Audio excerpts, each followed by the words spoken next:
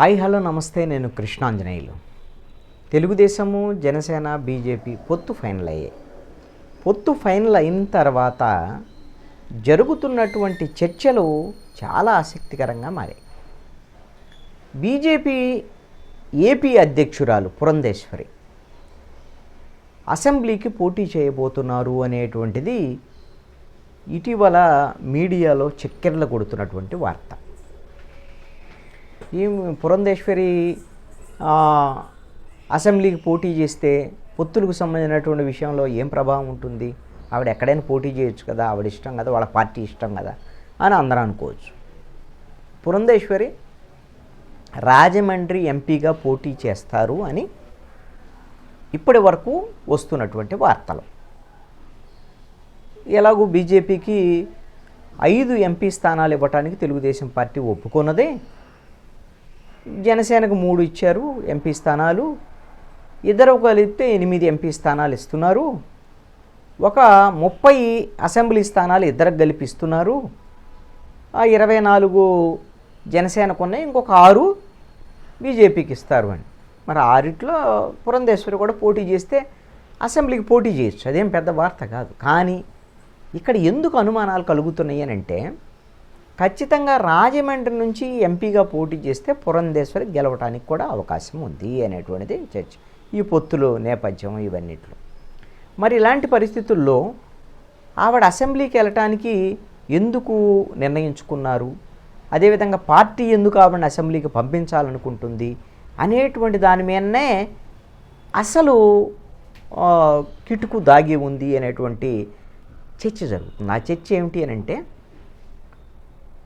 కేంద్రంలో అధికారంలో ఉన్నటువంటి బీజేపీ తెలుగుదేశంతో పొత్తుకు సంబంధించినటువంటి విషయంలో చాలా కీలకమైనటువంటి కండిషన్స్ పెట్టింది అనేటువంటిది తెర వెనక నడుస్తున్నటువంటి చర్చ. ఏంటి ఆ కండిషన్స్? ఒకవేళ ఈ ఎన్నికల్లో తెలుగుదేశం, జనసేన, బీజేపీ కూటమిగిన అధికారంలోకి వస్తే బీజేపీకి పవర్ షేరింగ్ ఇవ్వాలి అనేటువంటి కండిషన్ బీజేపీకి సంబంధించినటువంటి పెద్దలు చంద్రబాబు నాయుడు ముందు ఉంచారు అని. పవర్ షేరింగ్ ఏంటి? ఒక 5 ఏళ్ళు పాటు అధికారంలో, ఒక 2 ఏళ్ళలో, 2.5 ఏళ్ళలో బీజేపీకి ముఖ్యమంత్రి స్థానం ఇవ్వాలి. అందుకనే పురంధేశ్వరిని ఎమ్మెల్యేగా పోటీ చేస్తున్నారు బీజేపీకి సంబంధించినటువంటి వాళ్ళు, బీజేపీ అధిష్టానం అనేటువంటిది ఈ చర్చ. మరి దీనికి చంద్రబాబు నాయుడు అంగీకరిస్తారా? అందుకోసమనే అంగీకరించలేదు కాబట్టే ఈ చర్చలకు సంబంధించినటువంటి విషయం 3 రోజుల పాటు సుదీర్ఘంగా నడిచాయి అని. మొట్టమొదటి చర్చల సందర్భంగా అమిత్ షా, జేపీ నడ్డాతో చంద్రబాబు నాయుడు, పవన్ కళ్యాణ్ ఒకరోజు భేటీ అయ్యారు, ఒకరోజు రాత్రి.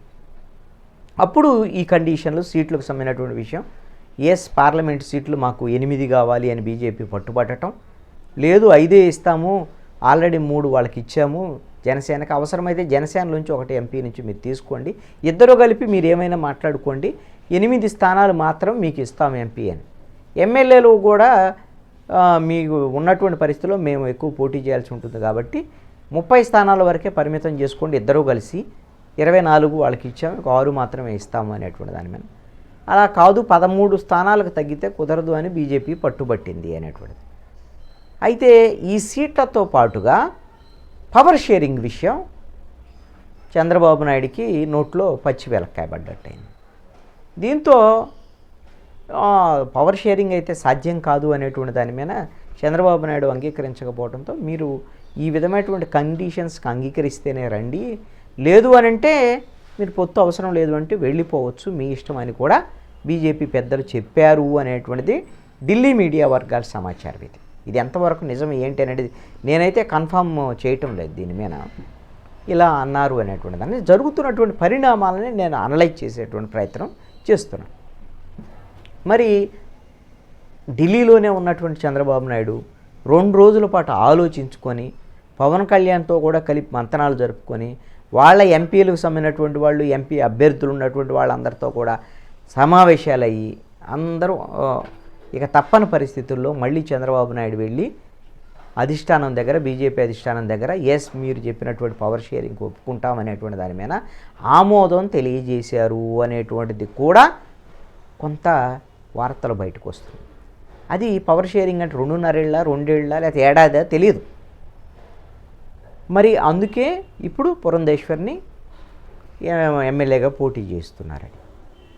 నిజంగాగిన మరి ఈ విధమైనటువంటి అంగీకారం ఉంటే మరి మొట్టమొదటిగానే వాళ్ళు ముఖ్యమంత్రి కావాలంటారా? లేదు అంటే మొదటి చంద్రబాబు నాయుడు ముఖ్యమంత్రిగా చేసిన తర్వాత మళ్ళీ కొన్నాళ్ళ తర్వాత పురంధేశ్వరిని ముఖ్యమంత్రిని చేయాలనేటువంటి ప్రయత్నాలు చేస్తారా ఏంటి అనేది చూడాలి, ఇదంతా అధికారంలోకి వస్తే. మరి అయితే గతంలో పవర్ షేరింగ్ విషయంలో పవన్ కళ్యాణ్కి పవర్ షేరింగ్ కావాలని జనసేన అడిగింది, బీజేపీ కూడా పవర్ షేరింగ్ కోసం పవన్ కళ్యాణ్ కోసమే అడిగింది అనేటువంటి చర్చలు కూడా గతంలో ఉన్నాయి. అందుకనే ఈ ఇబ్బంది లేకుండా పవన్ కళ్యాణ్ని ఎంపీగా పోటీ చేయించాలని దాని మీద బీజేపీయే ప్రతిపాదన చేసిందని, అందుకు పవన్ కళ్యాణ్ కూడా అంగీకరించారు అని. ఈ నేపథ్యంలో మరి ఆయన పవన్ కళ్యాణ్ గారిని ఎంపీగా పోటీ చేస్తే కేంద్ర మంత్రి ఇస్తామని కూడా ఆఫర్ చేశారు అని. ఎలాగూ ఖచ్చితంగా కేంద్రంలో బీజేపీ అధికారంలోకి వస్తుంది అంటే ఖచ్చితంగా కేంద్ర మంత్రి అయ్యేదానికి అవకాశం ఉంది. కానీ రాష్ట్రంలో తెలుగుదేశం, బీజేపీ, జనసేన కూటమి అధికారంలోకి వస్తారో రారో తెలియనటువంటి పని. అసలు ఇది వచ్చేది రానటువంటి దీనికోసం ఎదురు చూసే కన్నా కేంద్రంలో అధికారంలోకి వస్తున్నారు కాబట్టి కేంద్రంలో బీజేపీ, కేంద్రంలో కేంద్ర మంత్రి పదవి తీసుకుంటే మంచిది, కొంత పవర్లోకి వెళ్ళొచ్చు, ఇక్కడ జనసేన పార్టీని కూడా కొంచెం స్ట్రాంగ్గా తయారు చేసుకోవచ్చు అనేటువంటి ఆలోచన కూడా మరి పవన్ కళ్యాణ్కి ఉండే అంగీకరించారు అనేటువంటిది కూడా చర్చ జరుగుతుంది. ఇంకా పవన్ కళ్యాణ్ అయితే అఫీషియల్గా చెప్పలే, ఇంకా ఒక చర్చ అయితే జరుగుతుంది. కాకినాడ ఎంపీ స్థానం నుంచి పోటీ చేస్తారు పవన్ కళ్యాణ్ అని. అయితే బీజేపీకి 3 ఎంపీ స్థానాలని తెలుగుదేశం పార్టీ ఇప్పటికే ప్రకటించింది. అది మచిలీపట్నము, అదేవిధంగా బహుశా కాకినాడ నుంచి పవన్ కళ్యాణ్ పోటీ చేస్తే మన అనకాపల్లి నుంచి నాగేంద్రబాబు పోటీ చేస్తారని మొన్నటి వరకు అన్నారు. మన నాగేంద్రబాబు దాదాపుగా ఆగిపోయినట్టున్నాడు, వెనక్కి వెళ్ళిపోయినట్టుంది. అక్కడ జీవీఎల్ నరసింహారావు పోటీ చేయడానికి రెడీ అవుతున్నాడు. ఎందుకు విశాఖపట్నం ఇవ్వటంలా బీజేపీకి. బీజేపీ అనకాపల్లి నుంచి పోటీ చేస్తానంటే ఎవరు కోటాలో చేస్తున్నారు అంటే జనసేనకి ఇచ్చినటువంటి 3 సీట్లలో 1 సీటు తగ్గించుకొని 2 ఎంపీ స్థానాలు పోటీ చేసి 1 సీటు జీవీఎల్ నరసింహారావుకి ఇచ్చేదానికి అవకాశాలు ఉండొచ్చు అనేటువంటి దాని మీద చర్చ జరుగుతున్నటువంటి పరిస్థితి. లేదు అంటే నరసాపురం నుంచి రఘురామకృష్ణరాజు పోటీ చేయొచ్చు అని అంటున్నారు. అదేమైనా మరి జనసేన తగ్గించుకొని మరి నరసాపురం రఘురామకృష్ణరాజుకి ఇస్తారు. ఏదేమైనా కూడా ఒక ఎంపీ స్థానం అయితే మాత్రం జనసేనకు తగ్గేదానికి అవకాశం కనపడుతుంది. మిగతా ఎమ్మెల్యే స్థానాలు కూడా ఏమైనా తగ్గుతాయేమో తెలియదు. మరి బీజేపీ కోసం ఏమైనా త్యాగం చేస్తారా ఏమైనా, బీజేపీ కోసం మేము కొంత త్యాగం చేస్తున్నామని ఆల్రెడీ పవన్ కళ్యాణ్ చెప్పున్నారు. కాబట్టి మరి ఈ పవర్ షేరింగ్, పురంధేశ్వరి ముఖ్యమంత్రిగా కొన్నాళ్ళు వ్యవహారం ఇదేమిటి అనేటువంటిది కొంత తెలుగుదేశం పార్టీలో ఈ విధమైనటువంటి వార్తలు మాత్రం కొంత అలజడి రేపుతున్నటువంటి